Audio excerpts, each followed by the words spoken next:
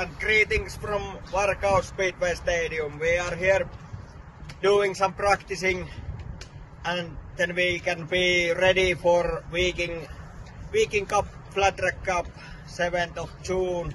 Track area is in perfect condition and everything is ready for Scandinavian Flat Track Cup.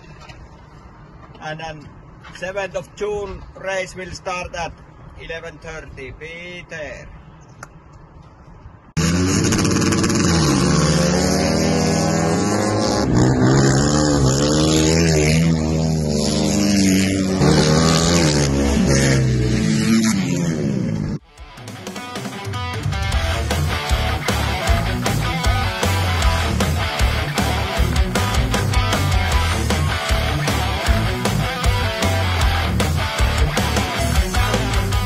From sunny Kauhajoki. I'm here watching boys are practicing in our 650 meters long track. You are very welcome here in 8th of June.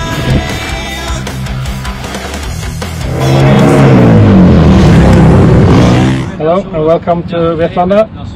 This is my home track and we welcome you all here to the final round of the Viking Cup 2025. The last round.